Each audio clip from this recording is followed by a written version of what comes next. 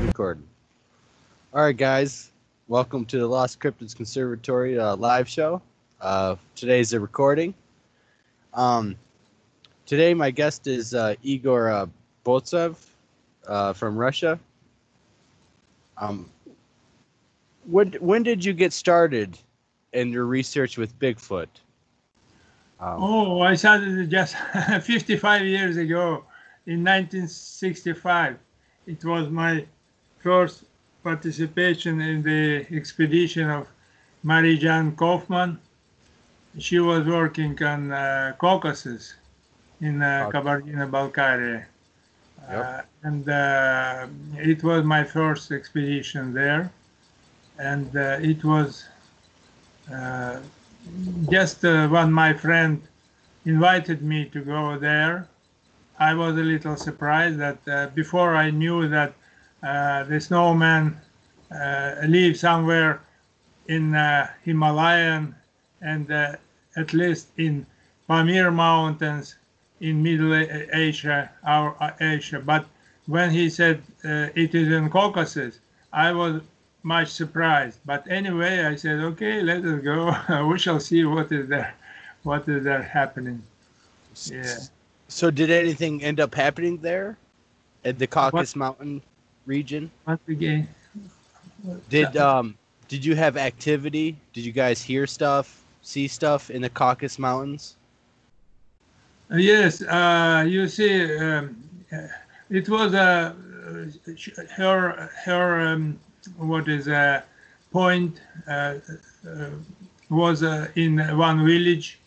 Sarmako is a big village, about some 7,000 population on the river of Malka, on the river bank. And we were walking around, we were asking local people if they see something or not. We were visiting some places behind this village, behind the settlement, and also visited some special places there.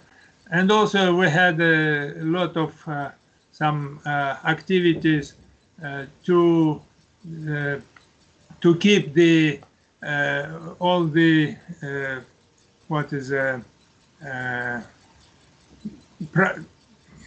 equipment there. For example, Janet Kaufman has had a car, small car. It's called Zaporozhets, and it was necessary to repair it, etc. After that, I was with my previous wife, Alexandra, together. I was at that time. I was 25, and she was also 25, and we were walking here and there, and lived in the home, in the house of one old woman. She said that sometimes the Almasty, they call this creature. It's only just, I want to say that Almasty, it's not a general Russian name. It is just in that place in Caucasus, they call it Almasty. But in other regions, they call it, this creature, mostly as snowman. But also there is a traditional Russian name for this creature. It's called Leshi, means living in the forest. Wow. Just forester, like so. And sometimes we call it Lesovik. Lesovik means also some forest person, forest people, yes. And we lived in that house of that old woman. We helped her in their household, etc.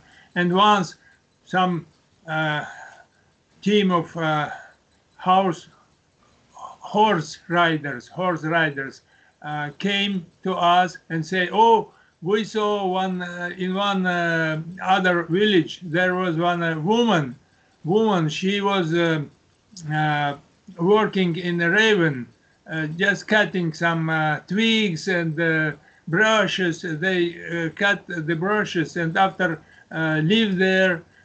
When they dry, after that they come again and gather all to bring home to use it for heating or something else, for cooking this. And once she was working there, and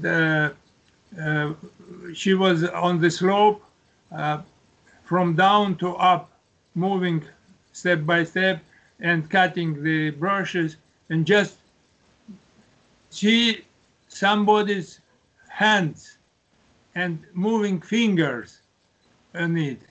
She was very scared. But anyway, she started to get up her eyes above more and more, and she were strong. Hands, arms, shoulders, hairy, and very, very muscular, and also muscles. Yes, and as she said, I remember her words. She said, "When my eyes put on his eyes, I got down to my knees without any power, any force, just lost my power."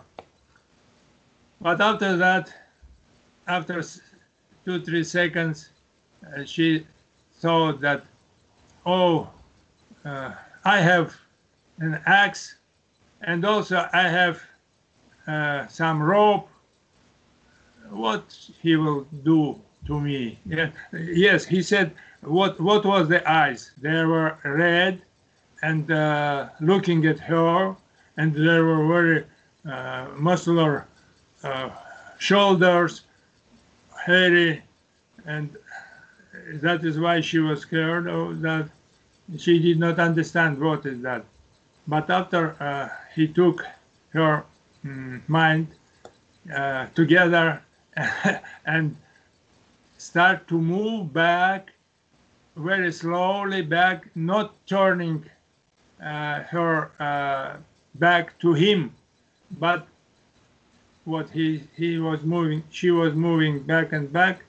And after that, she threw all her equipment there and got away to her house. And after that, she was ill about several days. And just we went to her.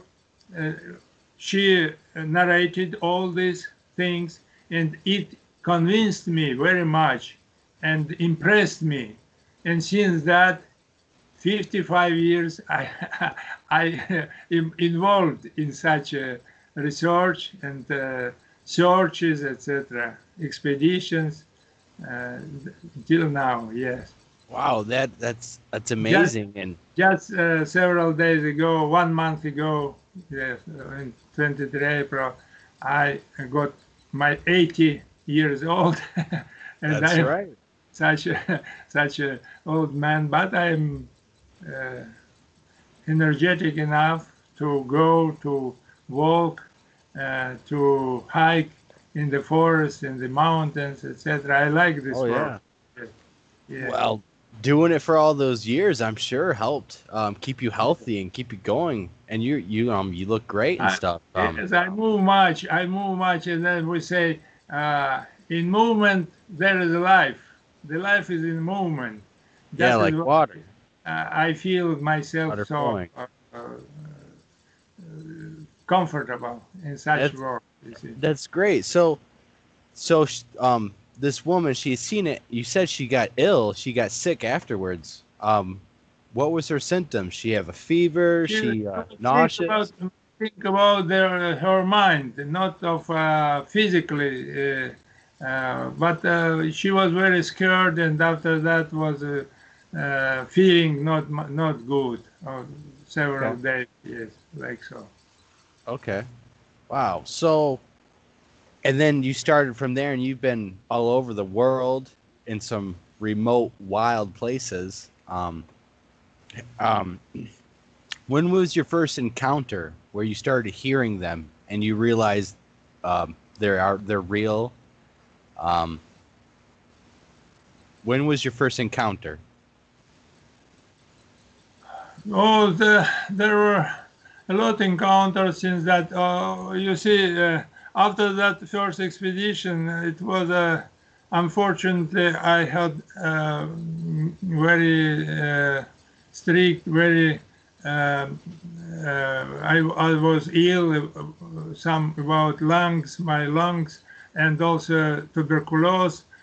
For 5 years, it continued to get cure and treatment, etc., in some place. But I did not waste that time. Just we arranged some work to gather the information from various places of our country, and also I was preparing to other new expeditions. And my next expedition, first the independent expedition, I arranged it. It happened in 5 years, after 5 years, in 1970. And I moved into south of Caucasus. South of Caucasus, that was Balkaria, Kabardino-Balkaria was in the north of Caucasus, but behind this Caucasus range, South Caucasus, in Azerbaijan Republic, in Azerbaijan, and I spent about 5 seasons there, 5 seasons since 1970 to 75. I missed only 1 year, 1974, because I was a student of for my doctorate. I did not go, but all other years I visited. My vacation, of course, I could not move all the time. I could not going to the expedition every time, but when I had a vacation, I moved there. And the main aim was we gathered there some about 30 what's report about encounters. Yes, and one was very, very impressive also. One policeman working there, it happened with him in some 1948. Once he was walking, it was in the village, he was walking on the mountains, on the path, and met 2 such creatures. One was a woman and one was a man. When he crossed the small creek on the bridge, narrow bridge, they caught him and put down. He was laying on this bridge, small bridge, and that woman or female of such a creature, they call it another name, alagen. Alagen means female, and alamert male. They call differently such a creature. That alagen, she was interested in his buttons on his uniform, and was playing with these buttons. They were bright, etc. And she was playing, sometimes murmuring, but he even forgot that he has a pistol on his back. He was very, very much scared, and it was continued until early morning. When the morning started, a little light, they escaped. That when this female was playing with his buttons, the male was standing on the distance. He did not come closer to him. And after that, when started the sunrise, they went away. At that time, he stood up and went home. Even forgot his cup there on that place. After he returned back to get his cup, and he was also ill several days. as he was cursed much. I met with him when I was in 1970 in that place, 71, or I remember, I think 71. I met with this person, Sharbala.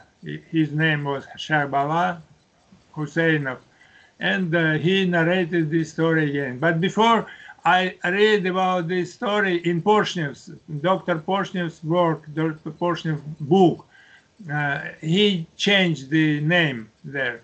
And here I found this person, and he has another name. This was also impressive, much impressive. And we were walking there much, found a lot of interesting things.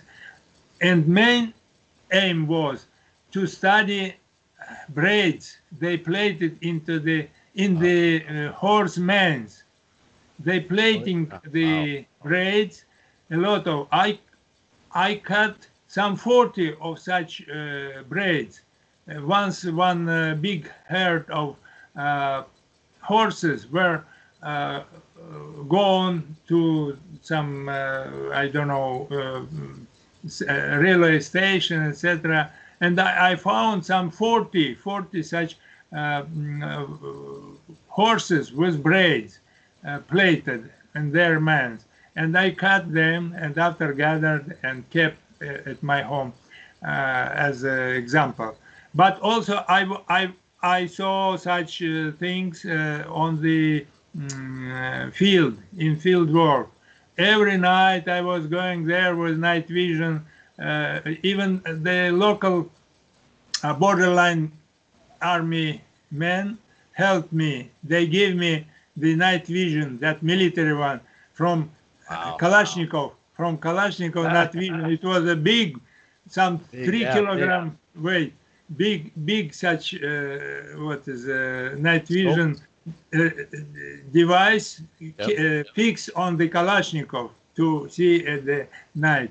And that borderline soldiers gave me that, officers gave me, even they gave me one serviceman to help me at night. He was bringing me by his motorcycle to the place, and we were walking there, and after that going back to their office, like so.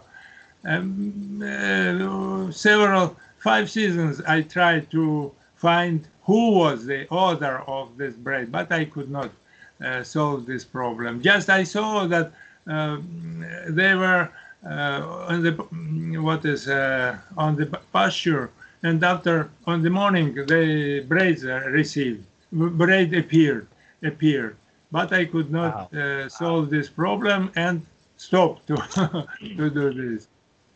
After I want to say, after that, it happened in 1970 till 1975, yes?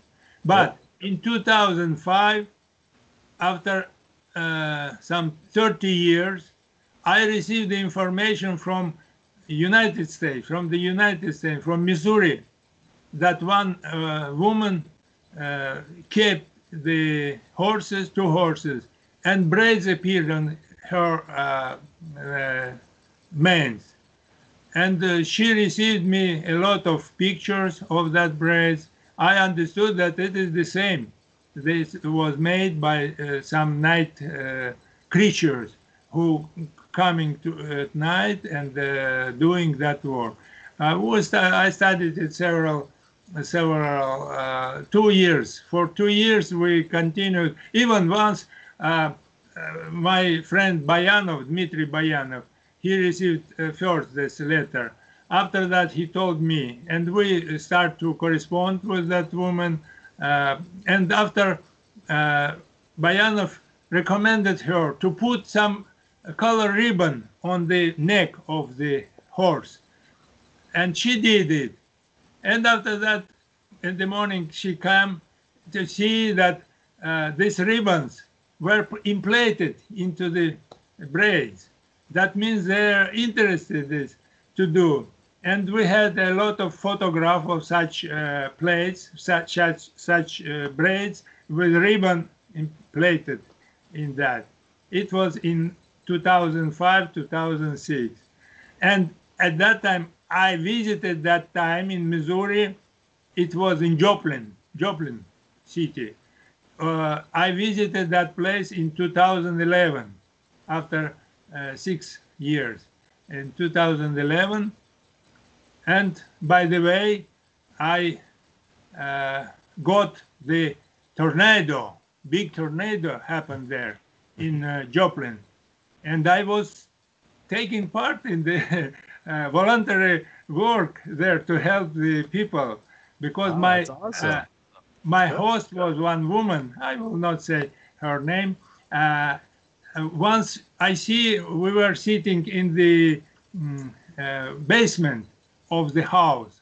It was specially arranged for living there because of such event, tornado. Yep. Yes. We were sitting there having supper. After I see she's gathering her things, wish to go somewhere. I say, where are you going? She say, I am volunteer. I will help to people who was harmed or injured, etc. I say, okay, I will go with you. She took me into the car, and we went to that. It was this big hall in the school. There were a lot of people. Some of them were injured, old people, and I was helping them. Just keeping one balloon with liquid, because they had no pole to fix that balloon when they make, you see, dropping something into the some medicine. Yes, drop into their veins. And I was just keeping that balloon over my hand, my head, because I was like a pole for 1 hour, like so. That means I took part in the tornado, helping to people. Yes, that's such cases very interesting. I have some photographs of that place, etc. also. And as to my personal encounter, it was in 1979 at first. When I was in Tajikistan, our Middle Asia Republic, in close to Dushanbe city, some 100 kilometers, and we were in expedition there. I was visiting that. I was taking part in that expedition for 3 years, since 1979, 1978, 81, and 72. 4 years, 4 seasons I spent there. We got a lot of encounters received from local people. And once we were staying in one spot in tents. We were 5 persons there, and just one of our members screaming, Igor, Igor, and the chief of our group was also Igor, another Igor from Kiev, Igor Tatzel. She called him, but I thought that maybe me. I went to there, and she saw the footprints on the earth, on the fluffy earth, some soil. Maybe it was dug out by mouse or some other animals. It was one spot with such ground, and just the foot put into that pile, yes, and good imprint was there. Wow. I brought I photographed it, and after I brought the plaster, we made the plaster cast. Oh, it is here. This is one. This is this one. It was my first. It is seen? Is it seen? Yes. Yeah, it was my first cast first cast. Yeah, you can see the to- toes. Yes, it was made in 1979. At that time, I was just so impressed that, oh, it is real. Before, I thought, I don't know if it is real or not, but when I saw this footprint, it was very impressive for me, and I felt that it is real. Yes, and some other, mostly we met with some local people, have some information. Also, we have some such footprints. Other people found also footprints there. They made the cast. I have some of them here. Yes, but I could not see that creature itself, unfortunately.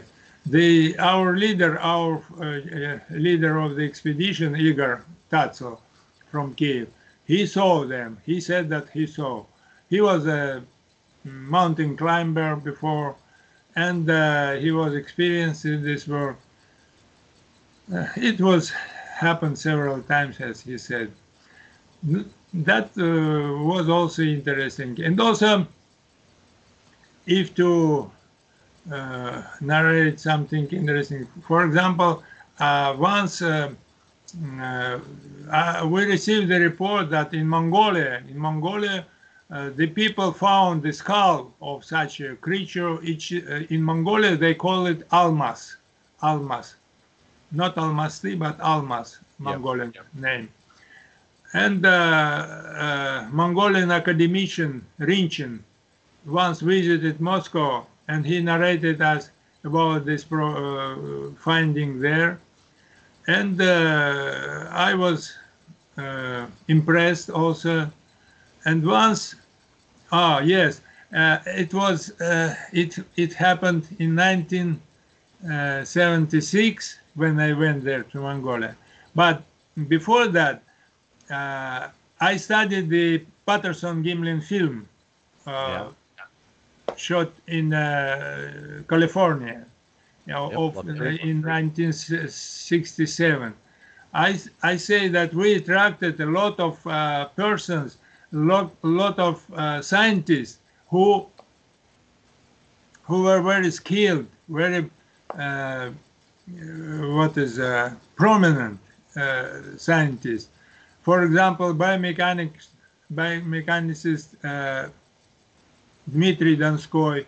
He was the chief of the chair in the University of Physical Culture, like so.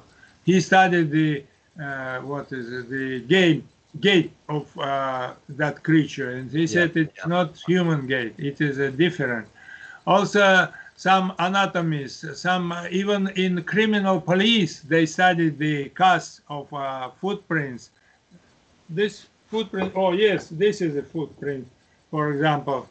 It is one of footprints left by that creature, female, in a Patterson-Gimlin film. This, by the way, this was presented me to Bob Gimlin when I visited the United States and met him in 2011. And we met with Bob Gimlin in the mountains. It is called Bluff Creek, Snake Mountains, like in Washington State, close to his house. Yes, and he presented me, and even here the his autograph here on this. I respect much this man, Bob Gimlin, and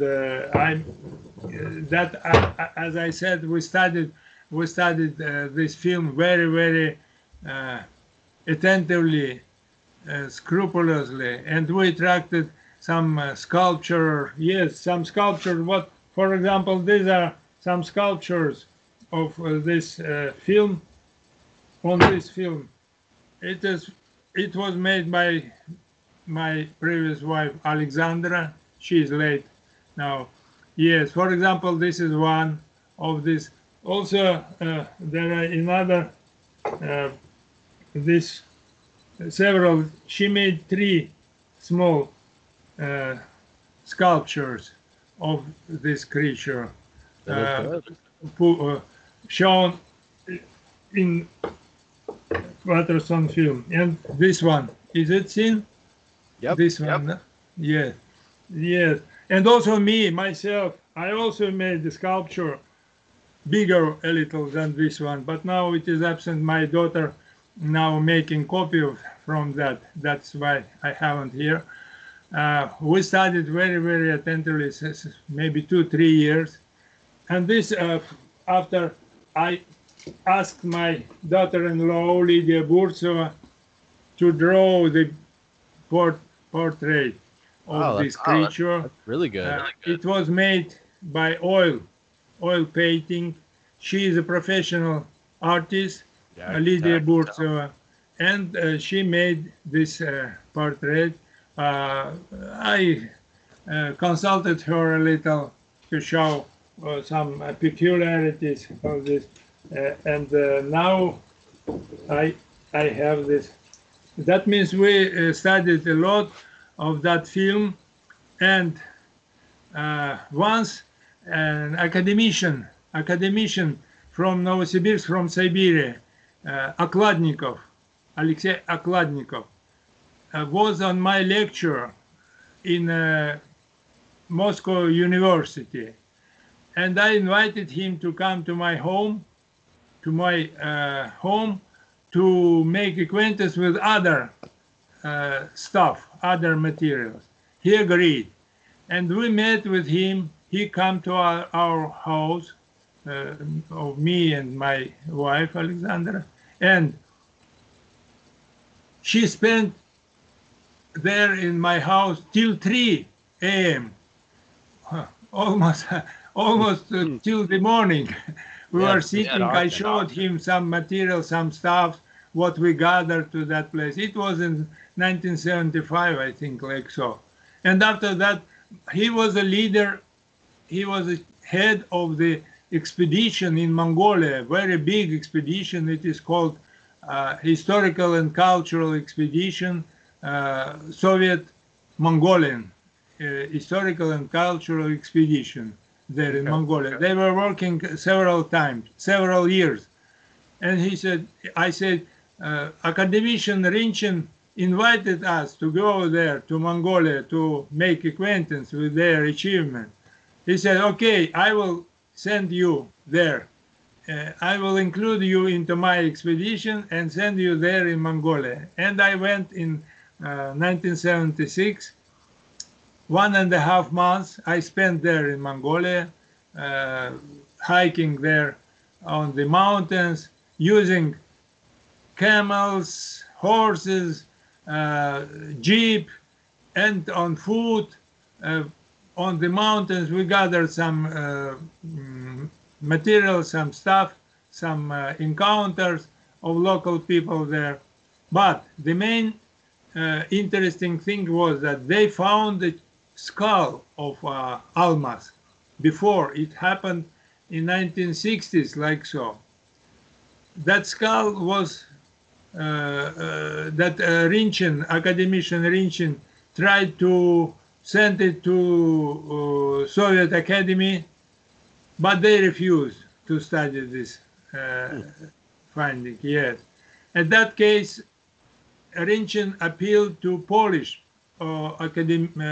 professor Plawiński, Viacheslav Plawiński, and that agreed to study this skull. And Rinchin sent him the skull of Almaz, and Dr. Plawiński, anthropologist, he made the reconstruction, the portrait of the creature according to his skull. I have a photograph. And when I was in Mongolia, I saw in the Historical Institute that bust of that creature made by Dr. Plawiński, reconstruction of his face, head, and some part of the body, bust. It was very interesting also, the finding also, like so. That are such examples.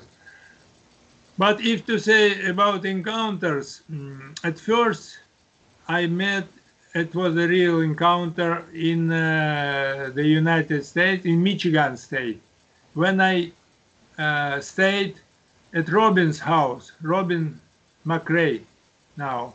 Yep. I was there in 1911 also. And once we were standing there at night about 10 p.m. It was dark, but we have night visions. And we see, we were three of us, me, Bob Daigle from... Yep, I know Bob. Bob Daigle. And third one was...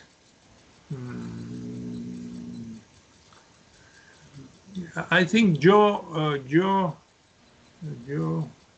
forgot his name.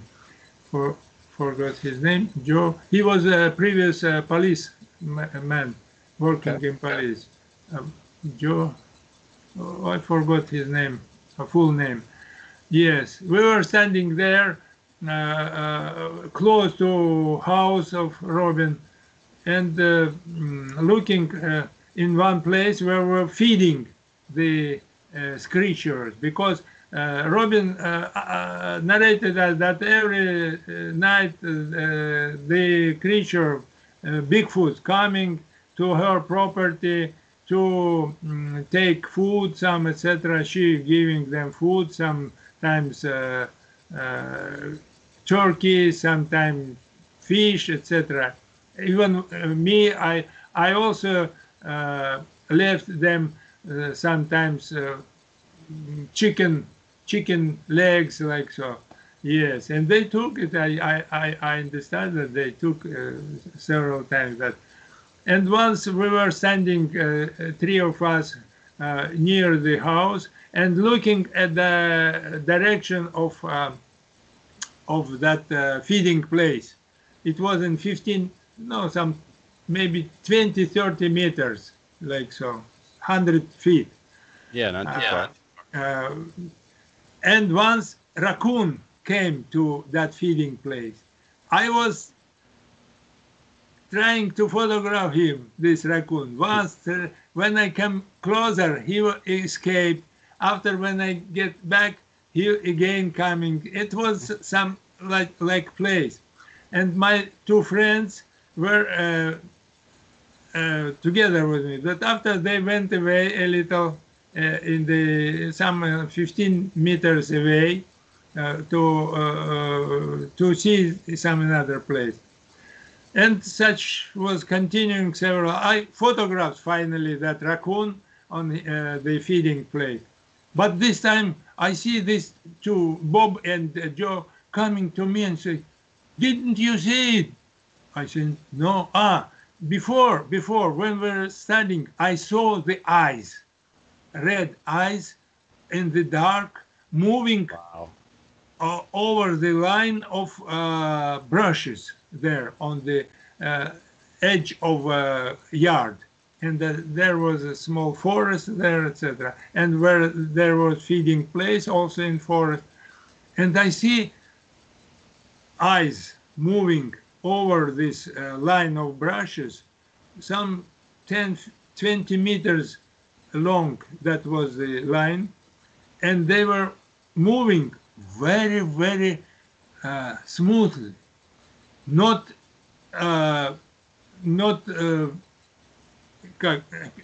hesitating, or what you say, not slowly, not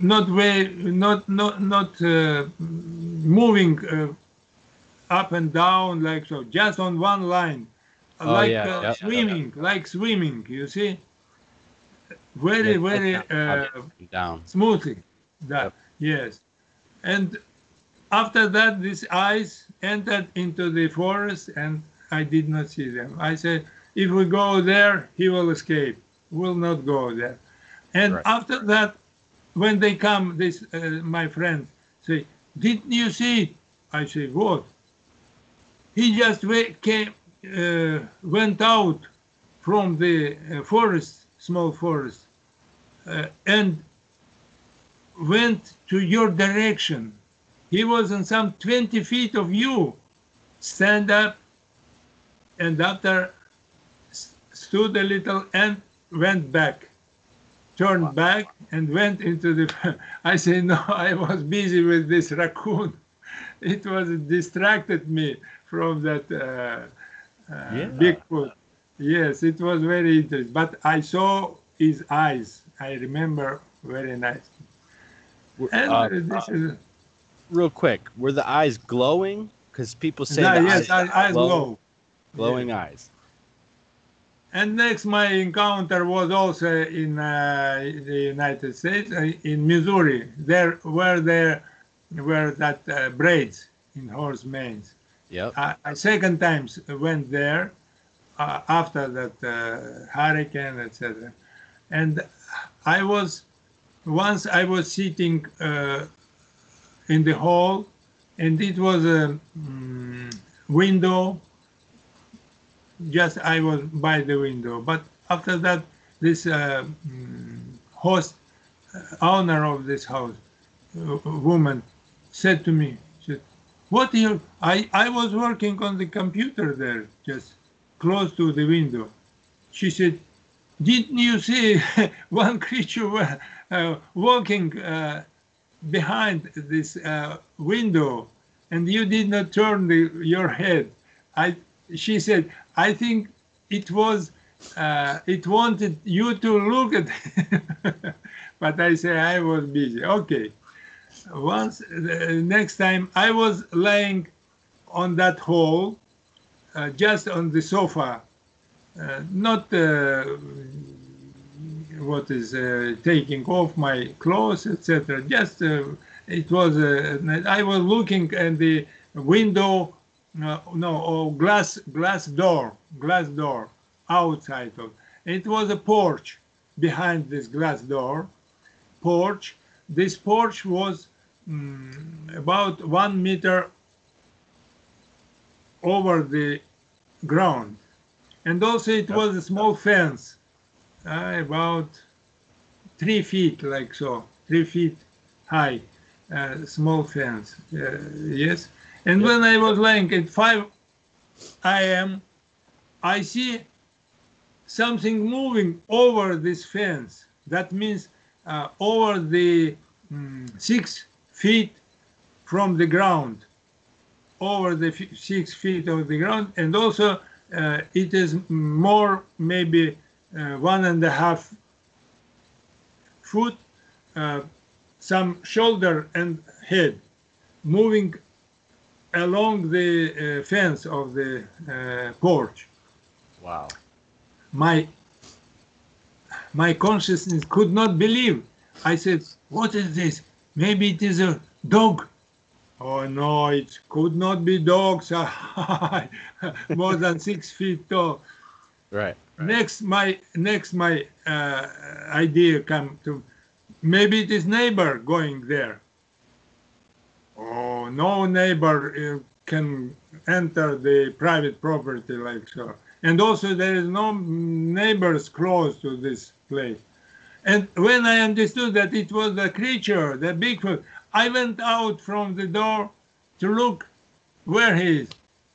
But it was a big barn, and he went behind this barn and entered the forest.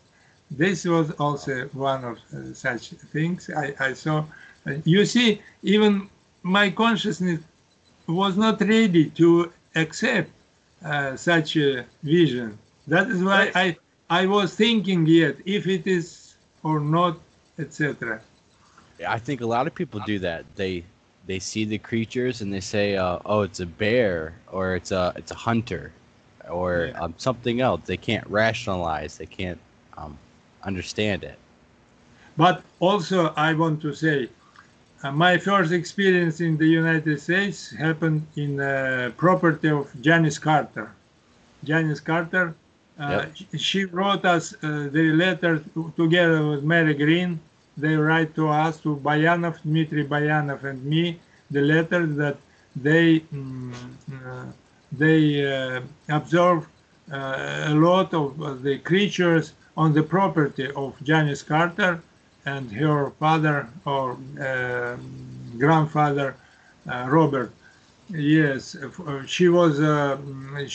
They prepared the book 50 years with Bigfoot, yeah, and Yep. they wrote to us to ask permission to use some stuff from the book by Bayanov about the investigation or studying this problem.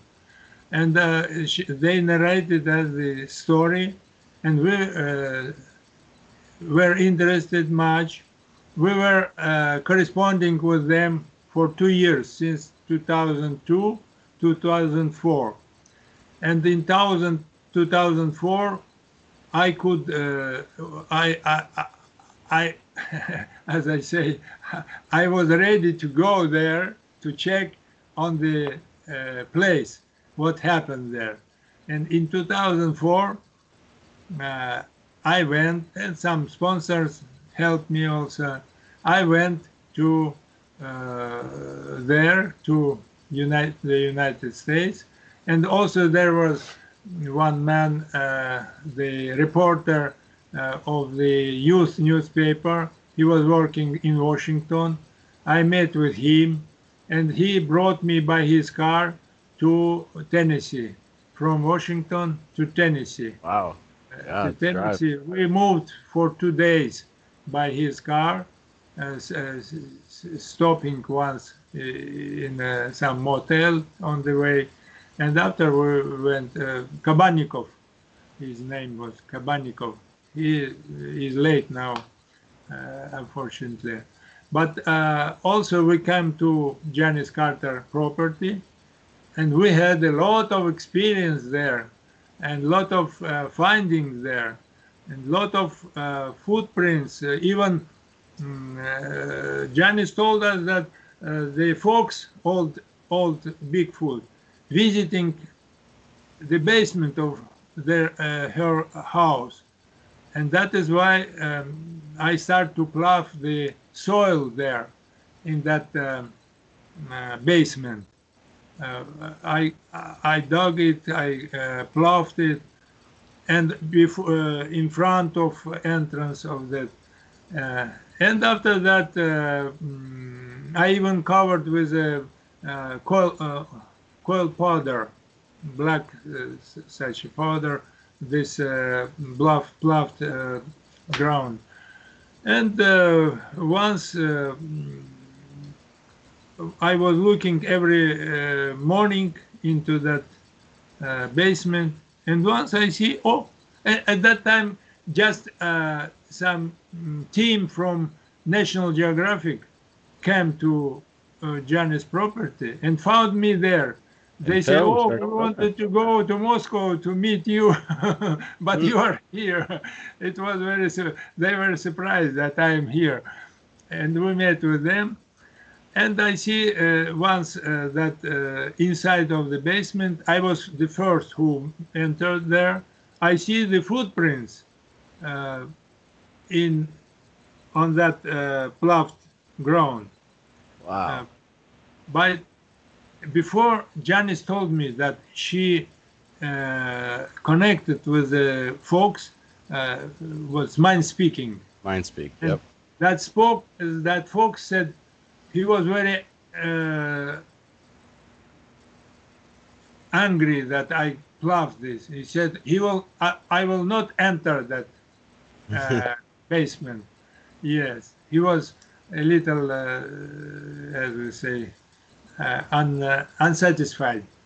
That is, but I see the footprints there, and these footprints, how they were. One foot was along the line, but another foot was across. Look, so 1 foot. So 1 foot so. And I knew before Janice Carter narrated me that there was one youngster which is called Skiki. He came to her property some 2 years ago. He was small, and he was injured his leg. His what is this part of the leg injured, very strong, and that is why he was skiing, and they called him Skiki. Skiki. Maybe he was painful, but and I understood that it is his footprints, because the foot were one was curved, and he Like put it broke it. across. Yes. Yeah. And also after 1 hour, Janice Carter also woke up. She at that time she woke up later, and also I invited her. She said, yes, it is Kiki's Kiki's footprints, because they are not too big. It is about 27.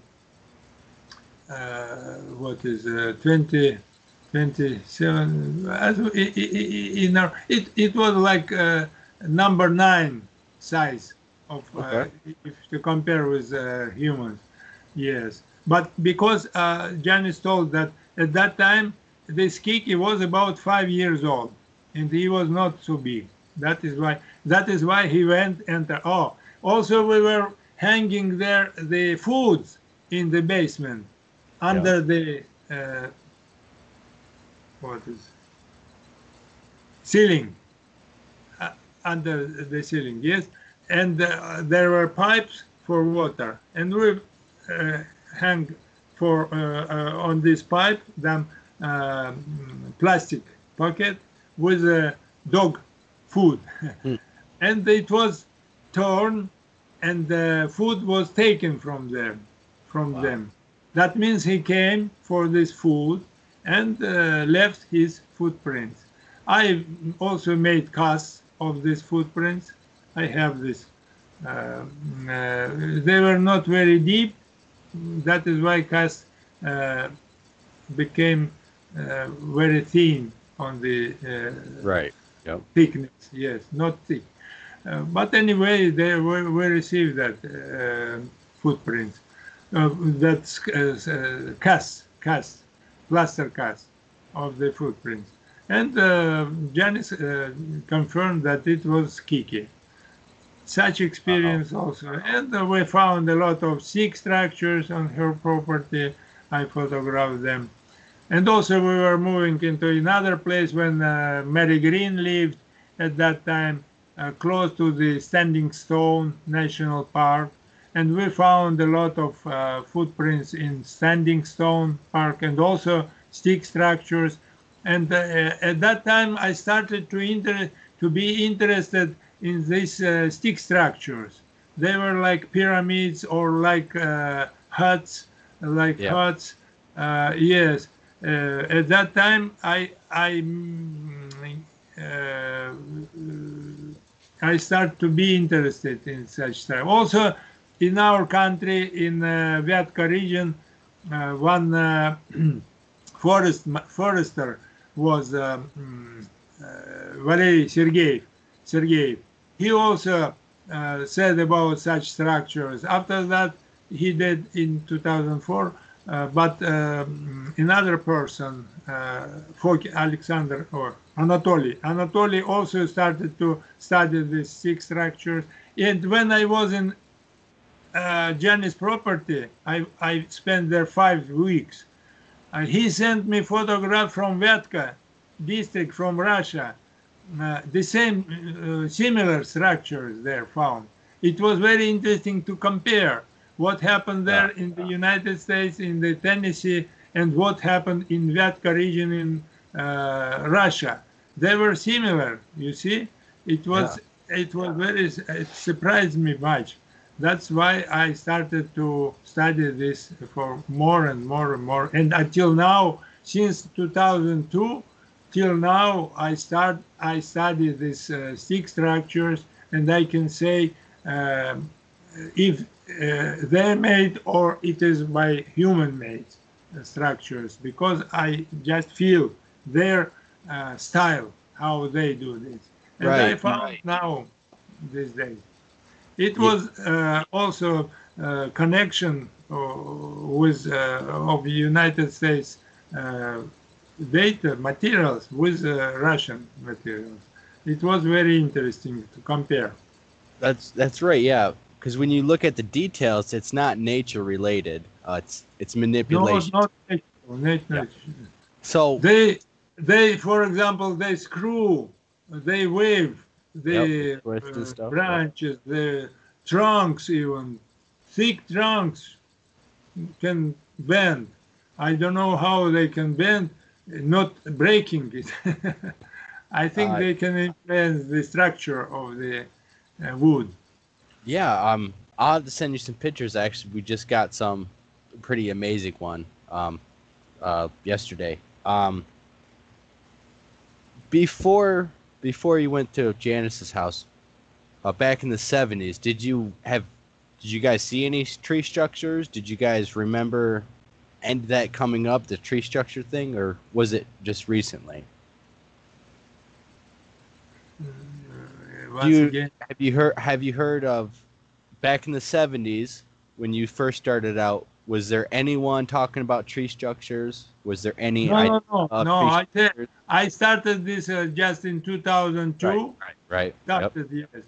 And when I first met with that forester, or he was a huntsman, Valery Sergeyev.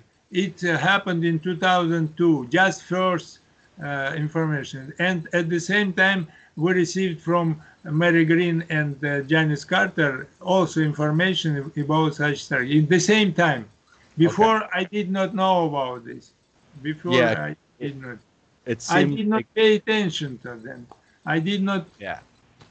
notice. Well, it's a modern thing because a lot of the old school researchers, like yourself, they never talked about it or anything. It's more of a recent thing that's happened, and but it's real and it happens. They are manipulating that. So when you were in Michigan, that's where I'm at. I'm in Michigan, and I was actually up in the area, right next to Robin's house, and have you been back to Michigan since then, or have you? Oh, I was a lot of times in Michigan. I was since since 2011. At first, when I was in the conference in Ohio conference in 2011, I met there Bob Daigle. Bob Daigle, he said, there is one woman in Michigan living in White Cloud, Robin.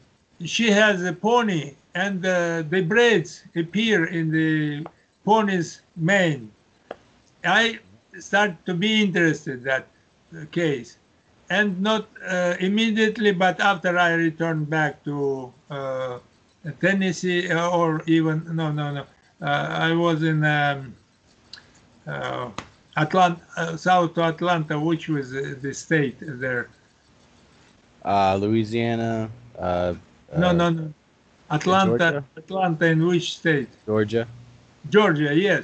I was living in Georgia in Sally Ramy house. Sally Ramy house. It was my what's base point, like so. I was moving much, but sometimes I stayed there for 1 day, 2 days. And when I was there, I heard my idea came out. What we speak about? Okay.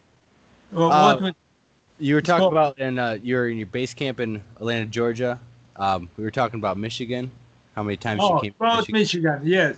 And there's Bob Daigle. Bob Daigle told about the Robbins pony, and I was interested. After I was moving somewhere in Alabama and other states, and after I went with my friend Vladimir Yamshikov. He was working in Alabama, and that he's a molecular, not like so genetics. Like we went back to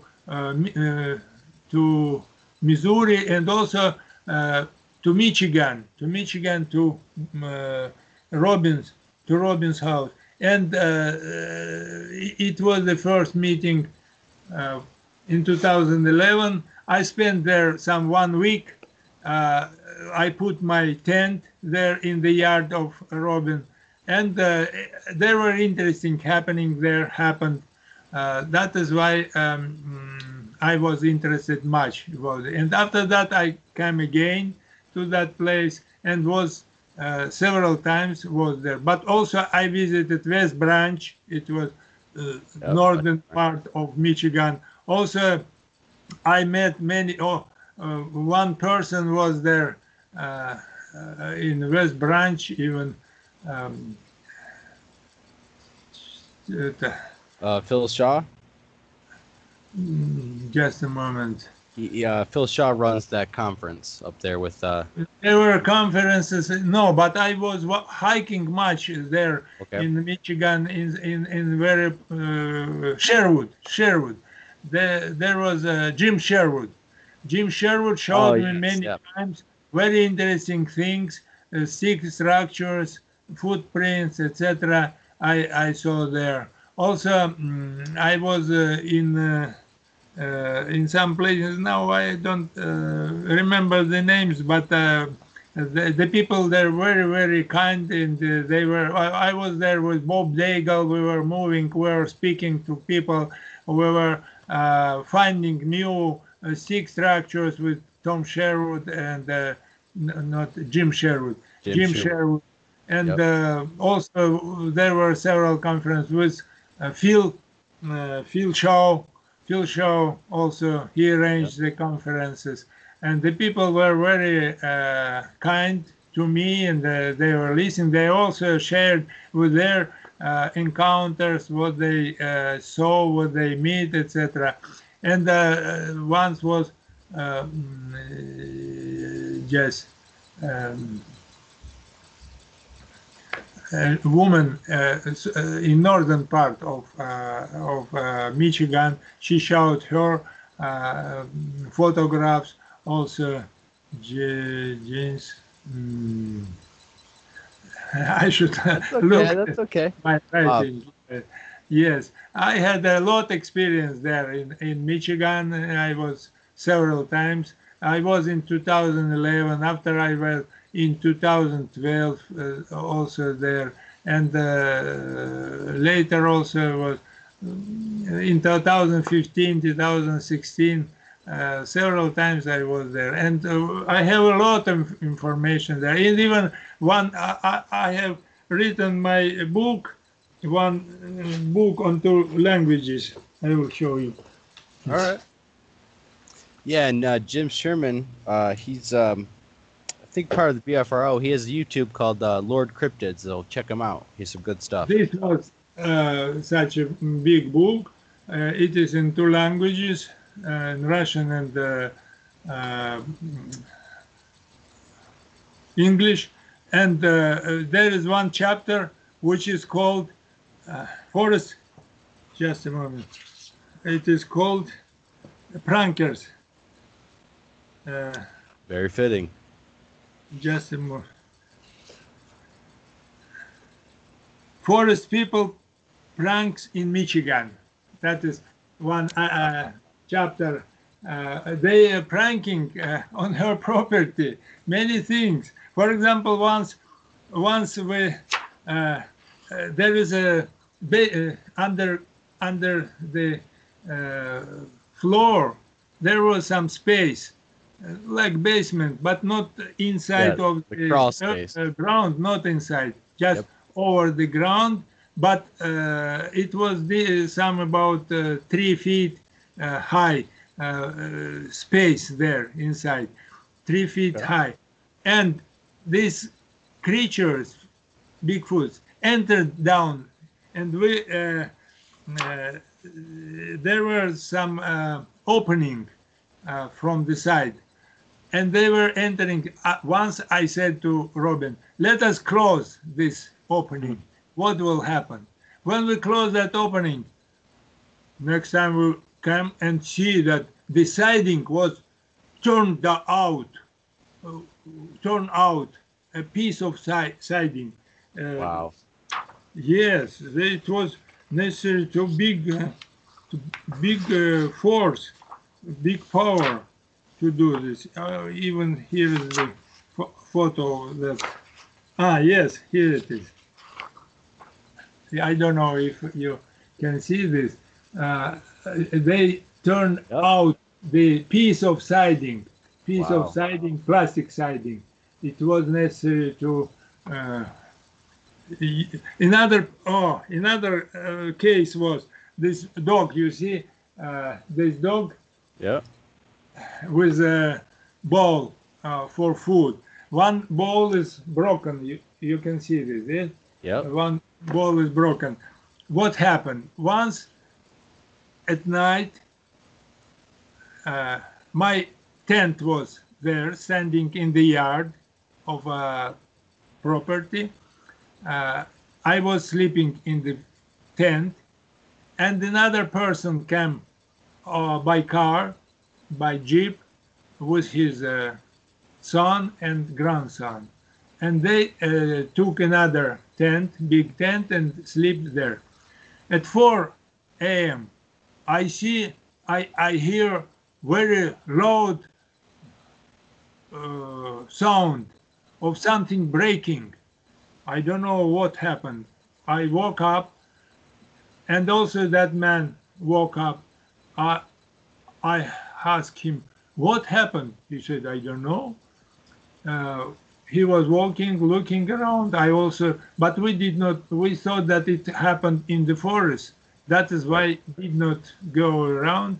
Again, got to sleep. Next morning, we stand up and see that there is this bowl is broken. Bowl for dog food. One bowl, green one, is broken, and the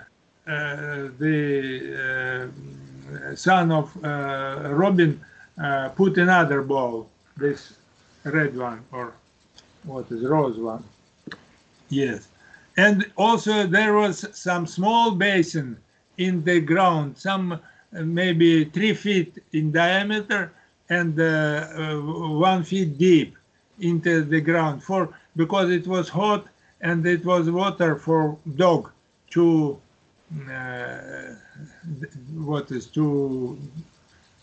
cold to fresh, to fresh in that water. But that basin was taken out of the ground and moved some 20 meters away.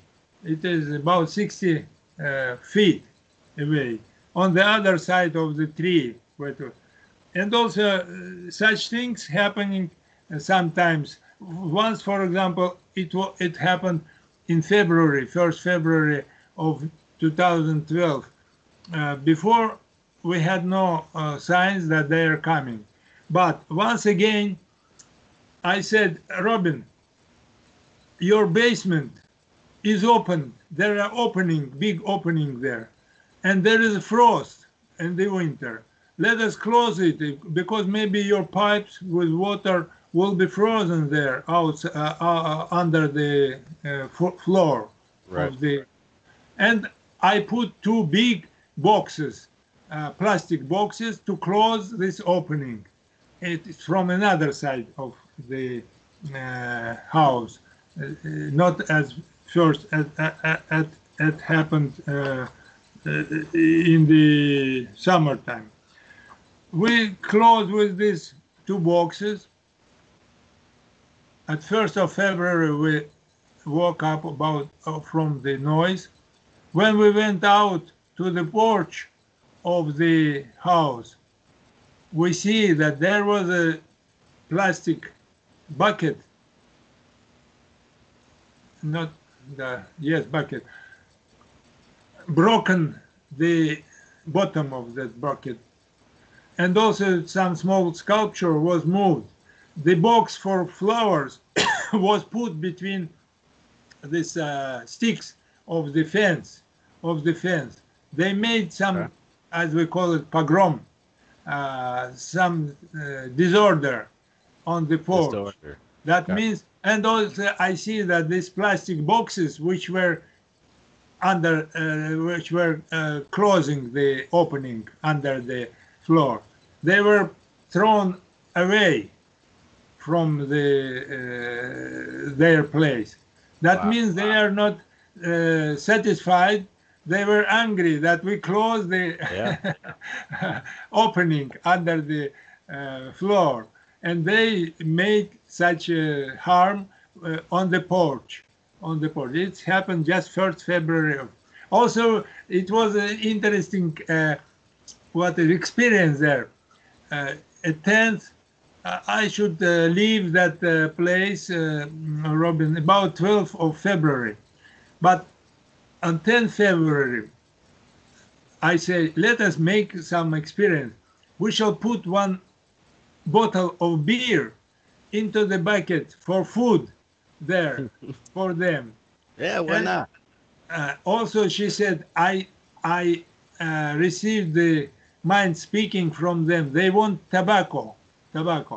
Okay, we hang the bucket. She put down it tobacco for for pipe smoking. Yep. And I put a bottle of beer there into the bucket, and in another bucket there was a piece of fish, etc. When we came in the morning to that place, we see that this bottle with a cap which is screwed, they were opened, and beer was put out of the bottle into the tobacco bucket. So they didn't like the beer, huh? But not all the beer, but it was frozen a little. Part was frozen. That frozen part stayed, but other part, which was liquid, it was down into the. I said, Robin, you understand that they need tobacco for chewing, not for burning, because they can't burn it. Right, that is why you should put another tobacco there. Okay, next time we put again that bottle with beer, with left, which with remains of beer, and she put a small can of chewing tobacco there. And next morning again, that beer was all put out.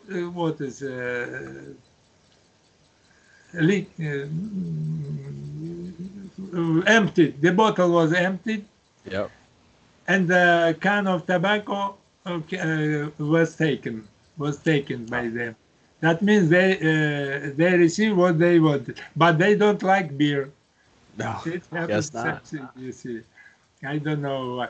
That's such experience. Sometimes we did such experience there. Yes. Also, I found there some pine tree branches. They brought when they want to say thank you for something thank for something. They put a pine tree branch once on the porch. They put it another one just on the floor in front of the house. And what was interesting that these branches were of another kind of pine tree, not which grow there. No, it was brought from somewhere else, because after I was looking around such a kind of pine tree, I could not find on the property. That means they brought from somewhere else, from another place. It is special there's a difference in species of the pine tree, you see. Right, there And are. they brought some such things, very interesting, yes, happening there. Wow, that's amazing. Amazing. So, um, you guys still got time? We've been over an hour. We can keep going if you are able to. As you like, as you like. Okay, I think we can hit up a few more segments. Let's um real quick. I want to ask you about expeditions. Uh, Back then when you guys were doing it in Soviet Russia and stuff, and then the modern times.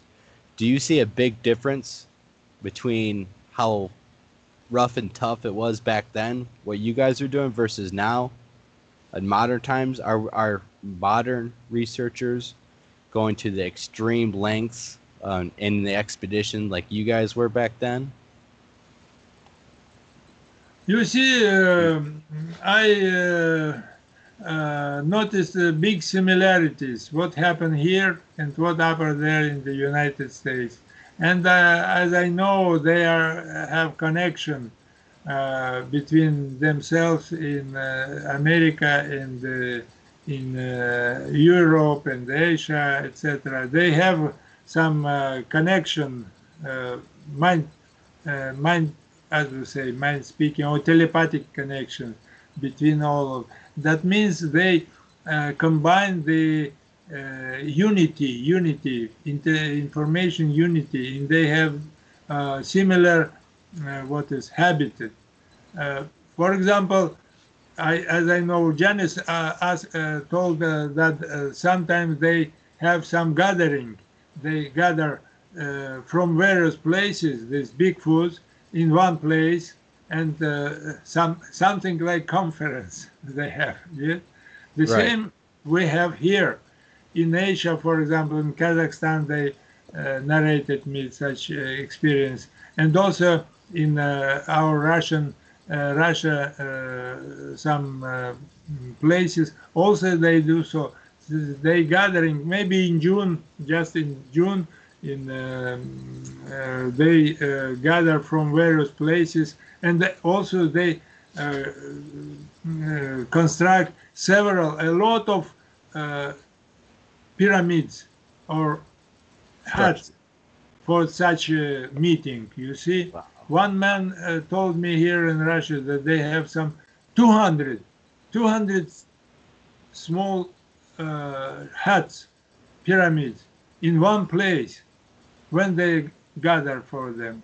Wow. It is, of course, it is in some wild place where no people going there, but he occasionally, one man occasionally saw this. They have a lot such things. Maybe even one promised me to photographs that them. Also about other footprints, etc. No, I don't know. Mostly about the stick structures. There is similarity about stick structures. They are very similar. Also, for last months, I have received a lot of information from European countries, from France, from Germany, from Sweden. They also do such things, such structures there too. For example, in Germany, one Russian person working there in Munich, and also inside of Munich, in the park, he found such structures there. Also, another woman lives in Frankfurt on Main, not on Frankfurt, but some Wismar. Also the same kind of structure there. And also another woman in another kind of part of Frankfurt, from another side. Also the same. In France, I just spent 2 weeks this time, last February. I spent 2 weeks in France, and also I found such structures there. And even once happened such a case very, very impressive. Once we were looking at these structures in the forest, our car standing in some 50 meters away. It's about 150 feet away. The door was not closed, not locked. And we were looking at these structures half an hour like so. After when we came back to the car, I see there are two small twigs inside on my seat. On my seat there are two twigs. From where? That's the driver, my host, he wanted to throw out. I said, stop, let us look. Why they are here? Who put there? We don't know. Right. I suppose that this creature came to give there inside of the car to show that they are here. When I went away from that place several days ago, I received again that he said that man, David, his name, he said they again constructed new structures. Somebody destroy them, but again they appear, these structures, and the better one, more complicated, like so. Wow.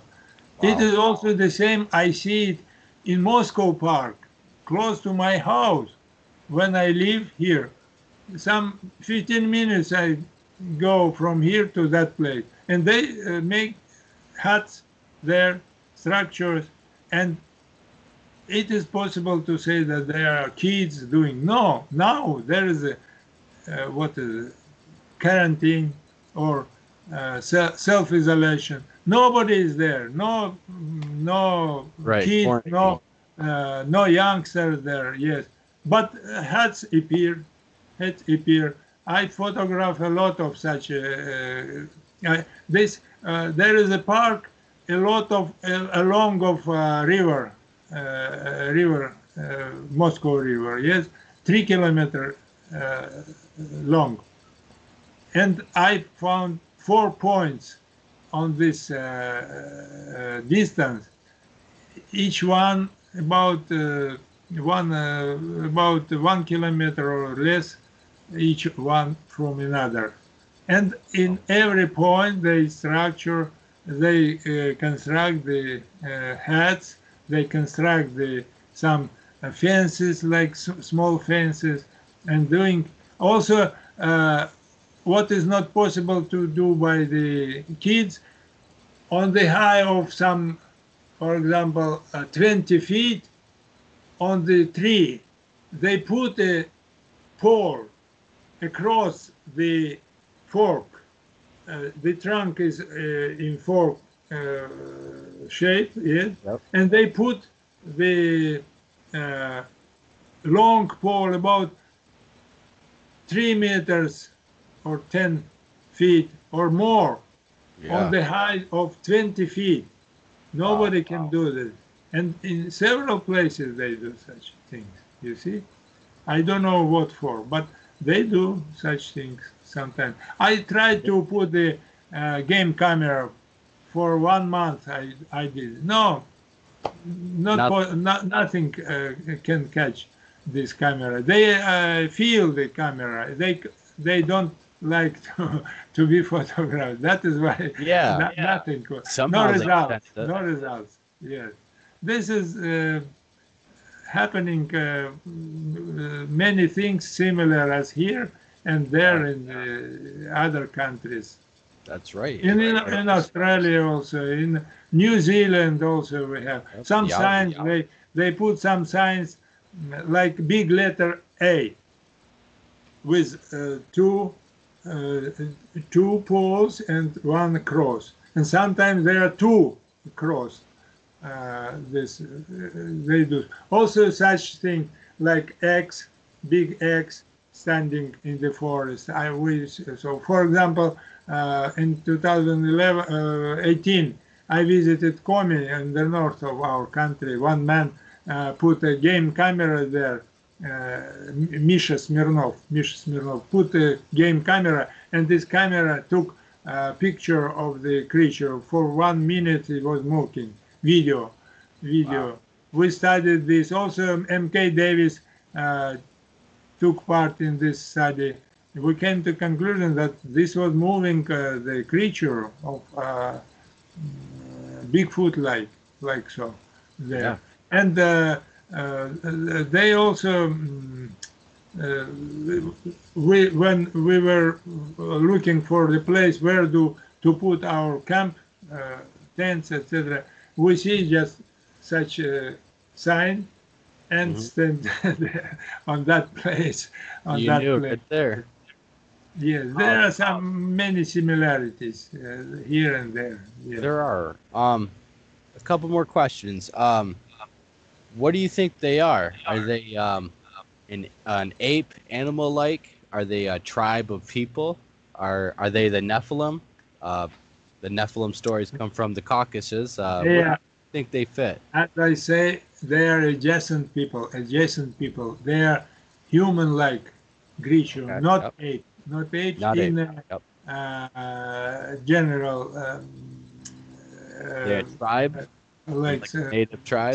sense, because in scientific systematic, even the human, they say they are ape. Right. When we say about apes as Like to animal. be easy, like so, no, they are not apes. They are not apes. They are humans.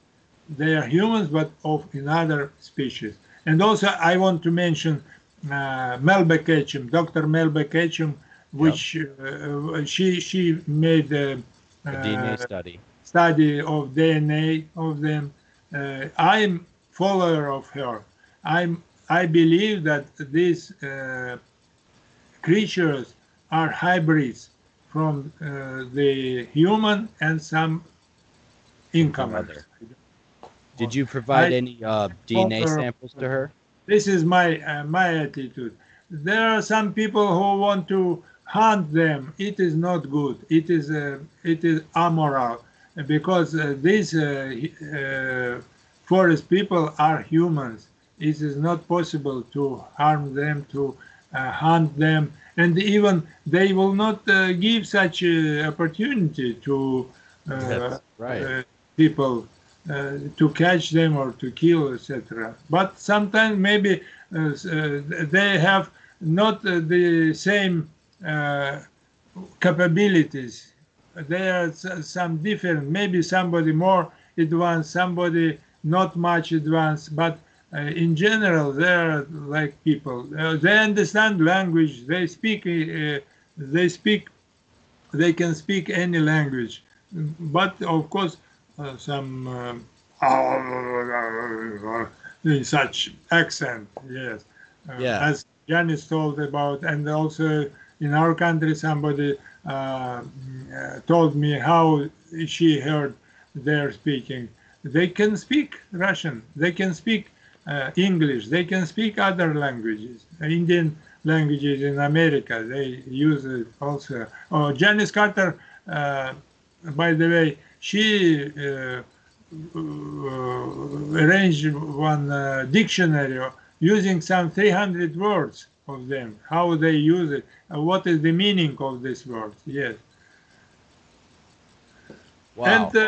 And to complete maybe this, I want to say I was much impressed when I was in a new house of Robin last autumn, last fall. Since I was in August to November there, and once even Janice Carter was standing on the porch smoking. I was sitting in the hall inside of the house. Now I see Janice entered very quickly into the hall, took her phone, and went out and photographed with a phone camera something. Yeah. After she showed, she said the creature was sitting on another side of the road, what is a ground road like so, and there is a forest behind. And dirt road. it was sitting there. The creature was sitting there, and she made the click with her camera, and after showed me this picture. I enhance it a little, make it more clear, more light, etc. I see, yes, there is a what is face, some half of, and also I noticed the left hand keeping one bunch of grass in his left. It was just happen. I said, Janice, make another picture of the same place to see the difference. It is that. Comparison. After we went there, I saw on that picture that in the picture when the creature was, there were no gaps between leaves as on another picture. When he was out, it was seen some gaps between leaves, etc. But here is not. It was closed, and also it was seen eyes and the head, and he was bent much. But anyway, it was understood that the creature was sitting there. After we went there, I found there some footprints, not very clear, but there were footprints, and the step was about 3 feet long, yes, and also one small pile of poops there, yes. It is. I think it was. I'm sure that it was a real visit of the creature there, just opposite of the porch of the house where we were, and also Robin herself photographed one such a creature. Its face is seen on the creature. Yes, just on the same place when Janice made, but a little on the left of that place. It was before 1.5 years ago, but this one happened just in October, November of 2019, wow. When Janice took photo. Real last quick question. I don't know how long you got, but I definitely have to talk about the story of Xana in Russia. You studied that, researched that. You actually dug up her son's skull, I believe, right? And all that. You got it tested. And what's the story on Xana? Some people think she was a Sasquatch. Some people think she was a African slave. You see, now this story, I think, will be, as we say, will be clear soon, because now they study DNA on the skulls of Xana and her son, Wheat. Very recently? In the Wheat, they called Wheat. Yeah. Son, Wheat.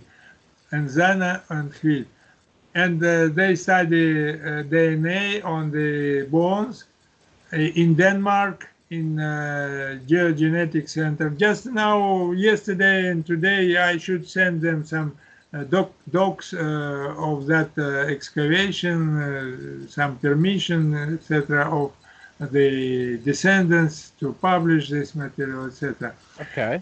They will. It is almost finished. That completed. That study of. So is this breaking news? Have you told this? I haven't heard about this. Another place in Moscow, in Academic Institute of Genetics, also they study this DNA. Okay. We shall see what is. It will soon be clear. Well, that's exciting. I can't wait. We hope to have answer on this. Yeah. Something. So, but before I was sure that, and I am sure till now, that she was just like Bigfoot creature, and they hybridized with one local man, or even not one, or maybe two, and had some four children. Right.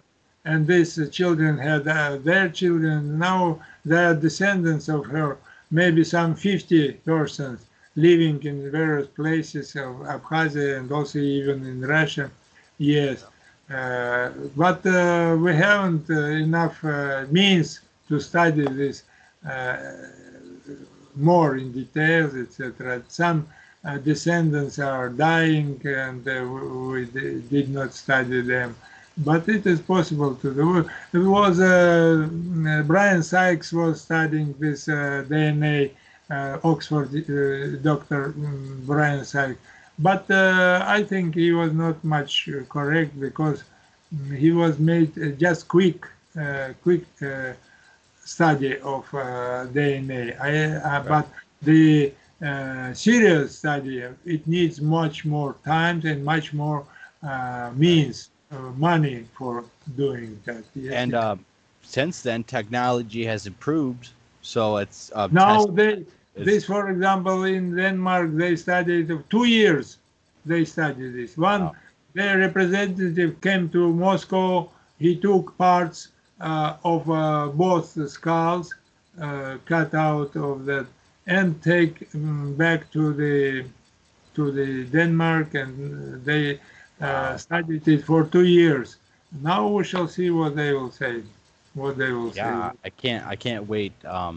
That's gonna be amazing. I hope if they find anything non-human or caveman or whatever, I think that helps lend credibility to the story, even if it's not Bigfoot DNA. If it's something else, still... call it Homo sapiens cognatus. Cognatus. That means Homo sapiens, what is relatives to us. Yeah. Like so. But she also calls them Homo sapiens, and next is some addition. That means they are the same humans, but in other species of humans. You see, and this is a paradigm now in science. They say on the Earth could be only one species of human, but we are trying to change this paradigm. Yeah, and we keep finding stuff. They should be other. For example, there were Homo denisovan or Altair. Yeah. They live together with the human Homo sapiens, as we. Yeah. Also, Homo floresiensis. Also, they were humans. Yep, the Hobbit. And they lived at the same time as we humans live. That's right. Why not this creature also can live now? I think it is. Exactly. It's not much contradictory to those findings. I think so too. Wow, that's amazing. I remember watching. I've been doing this since I was a young boy, reading books and watching TV, and I'd watch you, and it's amazing how far we've come, and finally, hopefully, shed light on the story of Xana. That's amazing. Is there any last things you want to talk about or plug in? Do you want to recommend any books, YouTube videos, channels, or any places to check out more stuff from you? No, I don't know what maybe I don't understand. Like Facebook groups you're in, you want to let people recommend? Yes, I just want to say that please be kind to them, because these creatures are not aggressive to the people, to humans. They are very friendly to us, and we should also be friends to them. This is the main attitude which we should pay to them. You see, that they are friends of us, and we should be friends of them. This is main, and not, please don't hunt them with arms, with a weapon. Even they don't like to be photographed. Just there are several, I know several people, several mostly women who have friendly relation to them, and this creature answer them also the same. One chapter of this book is called "Love to Love." That means if we will feel love to them, they will also will love us. It is main what should be attitude to these creatures. Yes, this is my my appeal to all the those who study this creature. They are not monkeys, they are not apes, they are humans, and we should attitude them as a humans. This one is article is called "Love for Love."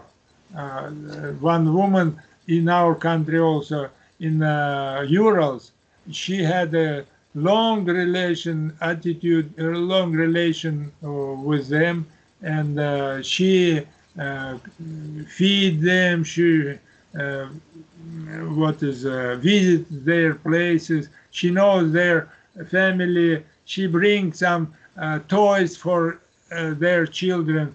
They also they like toys. They like good things, like something beautiful things. They like music. They like singing. I know, for example, Paul Graves in Washington State. He's playing guitar and singing, and they are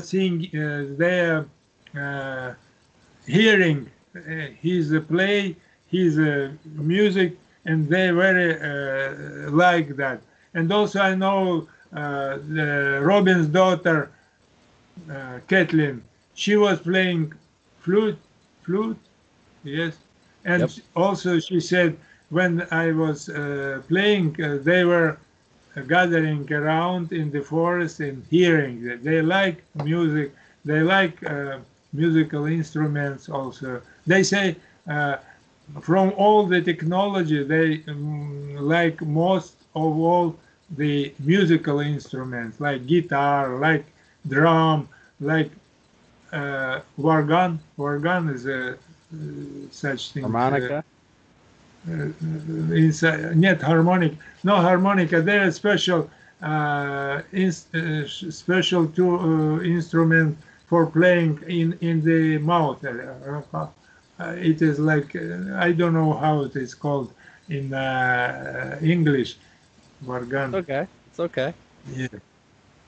I Some I special. completely agree with you. I think They are very kind people. Yes, and we should be kind to them too. I completely agree. I love that. Thank you so much for coming on my show, Igor. I really appreciate that. And if you're ever in Michigan, I'm definitely gonna meet up with you. I got places if you ever want to go. But thank you so much for taking your time to come on the show and speak with me. For if you need, I can send some pictures or something else to when you will mounting or montaging this your program. If necessary, I can send something. Yeah, go ahead, and I'll add them right here after this, and I'll send you some pictures too. So yeah, thank you very much, and I hope everyone enjoyed the show. And stay tuned. There's always more stuff on the way. So thank you everyone for watching. No,